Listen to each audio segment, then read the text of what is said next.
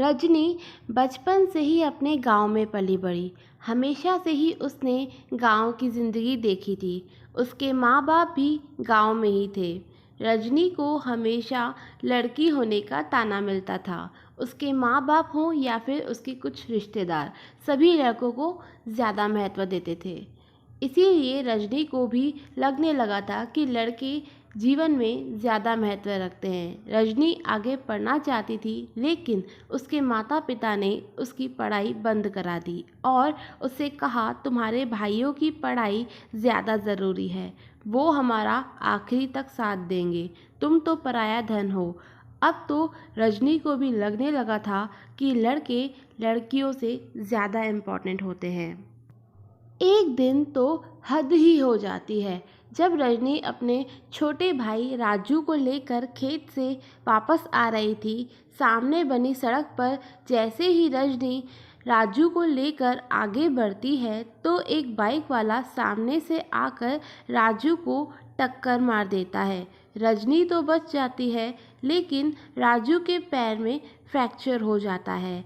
वहाँ पर खड़े लोग जल्दी से राजू को ट्रीटमेंट के लिए हॉस्पिटल ले जाते हैं। जब रजनी के घर वालों को यह बात पता चलती है तो पूरे घर में जैसे हल्ला मच जाता है। रजनी के घर वाले हॉस्पिटल पहुंचकर रजनी को हॉस्पिटल में ही खूब खरी खोटी सुनाते हैं। रजनी की माँ कहती है, सत्यानाश हो तेरा, जो तू राजू का ख्याल नहीं रख पाई। अगर मेरे राजू को कुछ भी होता तो मैं तुझे जिंदा नहीं छोड़ती। काश मेरे बेटे की जगह तेरा पैर टूट जाता। तू क्यों जिंदा है, तू क्यों नहीं मर गई। यह सारी बातें जैसे रजनी के दिल को तोड़ कर रख देती हैं। उसे पूरी तरह से यह एहसास हो जाता है कि लड़की होना एक अपराध है, लड़की नहीं होनी चाहिए। अब वह जब भी किसी लड़के को देखती तो अपने बारे में सोचती कि काश मैं भी एक लड़का होती तो मुझे भी महत्व मिलता। शुरू शुरू में रजनी को अपने लड़की होने पर सिर्फ अफसोस होता था, लेकिन जैसे जैसे वह बड़ी होती गई उसका वह दुख नफ़रत में बदल गया। अब उसको लड़कियों से सख्त नफ़रत हो गई थी। अब उसकी सोच भी औरों की तरह हो चुकी थी। वह चाहती है कि सबके घर सिर्फ लड़का ही जन्म ले। उसको लगता है कि जिस घर में लड़की पैदा होती है वह घर मनहूस हो जाता है। बड़ी होने के बाद रजनी का एक ही सपना है कि उसकी शादी हो और उसका एक चांद सा बेटा पैदा हो। आज रजनी के लिए वह खास दिन आ ही जाता है, क्योंकि आज रजनी की शादी हो रही है। रजनी के माँ बाप ने उसके लिए एक अक्लमंद, होनहार और सरकारी नौकरी करने वाला लड़का ढूंढा है, जिसका नाम सुरेंद्र है। सुरेंद्र एक बहुत ही अच्छा और ऊंची सोच वाला इंसान है। सुरेंद्र और रजनी की सोच आपस में बिल्कुल नहीं मिलती। सुरेंद्र रजनी से बिल्कुल अलग है। सुरेंद्र से शादी होने के बाद रजनी बहुत खुश रहती है और सुरेंद्र से कहती है कि मुझे उस वक्त का इंतज़ार है जब हमारा एक प्यारा सा चांद सा बेटा हो। इस पर सुरेंद्र रजनी से कहता है कि लड़का हो या लड़की, बच्चे तो हमारे ही होंगे ना, मेरे लिए दोनों ही बराबर हैं। हाँ, लेकिन अगर बेटी पैदा हो जाए तो मुझे और भी ज़्यादा खुशी होगी। सुरेंद्र की ऐसी बातों से रजनी को बहुत गुस्सा आता है और वह सुरेंद्र से बहस करती है कि उसे लड़का ही पैदा होगा।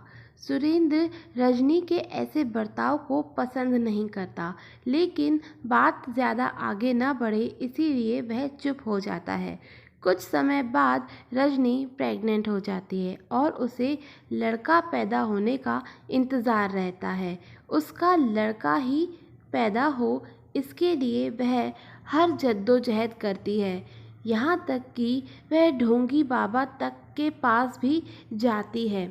रजनी की इन हरकतों से सुरेंद्र उसे नोटिस कर लेता है और उसको अंधविश्वास वाली चीज़ों से दूर रहने को कहता है, लेकिन रजनी सुरेंद्र की एक भी बात नहीं मानती और छुप छुप कर ऐसी चीज़ें करती रहती है।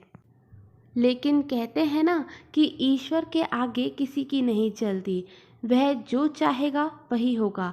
रजनी की इतनी कोशिशों के बाद भी उसे लड़की पैदा होती है। बेटी पैदा होने से रजनी का पति सुरेंद्र तो बहुत खुश रहता है, लेकिन रजनी अपनी बेटी को गोद में लेना तो दूर उसका चेहरा भी नहीं देखती। हॉस्पिटल में नर्स रजनी से कहती है, मुबारक हो, आपको बहुत ही प्यारी सी बेटी हुई है।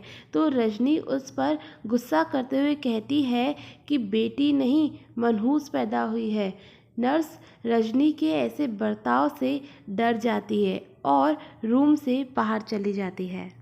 थोड़ी देर के बाद सुरेंद्र रजनी के रूम में जाता है और खुशी से अपनी बेटी को गोद में लेकर रजनी के करीब जाता है और रजनी का धन्यवाद करता है कि उसने इतनी प्यारी बेटी पैदा की।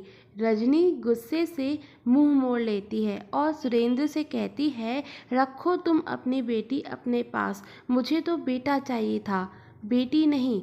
रजनी के ऐसे व्यवहार से सुरेंद्र को गुस्सा तो बहुत आता है, लेकिन सुरेंद्र अपने गुस्से को पी जाता है और रजनी को समझाता है कि बेटी हुई है तो क्या हुआ, है तो वो हमारा ही खून ना। अगर हम अपनी बेटी के साथ ऐसा सलूक करेंगे तो फिर दूसरों से क्या उम्मीद करेंगे। सुरेंद्र के इतना समझाने के बाद भी रजनी उसकी एक नहीं मानती और न ही अपनी बेटी को अपना दूध पिलाती है। हॉस्पिटल से डिस्चार्ज होने के बाद सुरेंद्र रजनी को घर ले जाता है। घर पहुंचने के बाद वह रजनी से कहता है कि अब बहुत हो चुका तुम्हारा, तुम मेरी बेटी को अपना दूध पिलाओ। डॉक्टर ने कहा है कि बच्ची की सेहत के लिए माँ का दूध बहुत ज़रूरी है। रजनी सुरेंद्र की बात नहीं मानती और कहती है, मैं किसी भी कीमत पर इस मनहूस को अपना दूध नहीं पिलाऊंगी, चाहे कुछ भी हो जाए। इस पर सुरेंद्र को बहुत गुस्सा आता है और वह रजनी को धमकी देता है, अगर तुम मेरी बेटी को कुछ भी हुआ तो मैं तुझे डिवोर्स दे दूंगा। सुरेंद्र के इस तरह धमकाने से रजनी थोड़ा डर सी जाती है और अपनी बेटी को दूध पिलाने के लिए राज़ी हो जाती है। दूध पिलाने के बाद भी रजनी को अपनी बेटी पर थोड़ी भी मोहब्बत नहीं आती। 4 दिन गुजर जाते हैं, लेकिन रजनी को अभी भी अपनी बेटी पर प्यार नहीं आया। वह मन ही मन ये सोचती थी कि काश ये मर जाए। अगर सुरेंद्र का डर नहीं होता तो शायद रजनी अपनी ही बेटी का गला घोट कर ही उसे मार देती, लेकिन पति की दी हुई धमकी उसे याद रहती है। वह ऐसा मौका तलाश कर रही थी जिससे उसकी बच्ची भी मर जाए और उसका इल्ज़ाम भी उस पर नहीं आए। और एक दिन उसे यह मौका मिल ही जाता है जब उसकी बुआ उससे मिलने आती है। रजनी की बुआ बच्ची से मिलकर बहुत खुश होती हैं और रजनी से उसका अच्छे से ख्याल रखने के लिए कहती हैं। रजनी की बुआ रजनी से कहती है, सर्दी का दिन है, तुम अपना और बच्ची का खास ख्याल रखो। अभी कुछ ही दिन हुए हैं बच्ची को की पैदाइश को। तुम्हारा और बच्ची दोनों का बदन कमज़ोर है, इसीलिए ठंड से बचना। अगर तुम ठंड से बचोगी तो बच्ची के लिए भी अच्छा होगा। अगर तुम्हें ठंड लगी तो बच्ची को भी ठंड लग जाएगी, क्योंकि वह तुम्हारा दूध पीती है। रजनी पहले तो बुआ की बातें सुनकर मन ही मन गुस्सा करती है, लेकिन फिर बाद में कुछ सोचकर थोड़ा मुस्कुराती है। रजनी को मौका मिल जाता है अपनी बेटी को नुकसान पहुंचाने का। वह मन ही मन सोचती है, क्यों ना मैं ठंड से बचने के बजाय ठंड के करीब जाऊं ताकि मुझे सर्दी हो जाए और जब मैं बच्ची को दूध पिलाऊं तो उससे नुकसान पहुंचकर वह मर जाए। रजनी अपना पूरा मन बना लेती है ऐसा करने का और सुबह होते ही 5 बजे सर्दी में ठंडे ठंडे पानी से वह नहा लेती है। उसके बाद बाहर खेतों में वह ठंडी ठंडी हवा में काफ़ी देर तक टहलती है। फिर वह घर आती है, बच्ची को दूध पिलाती है और अमरूद खाने के बाद शाम को वह फिर ठंडी हवा में बाहर टहलने निकल जाती है। रात में जब वह अपने बिस्तर पर लेटती है तो रजनी की हालत खराब हो जाती है। वह बुखार में जलती रहती है और जैसे ही वह अपने पति को कुछ इशारा करने जाती है, अचानक से वह दम तोड़ देती है।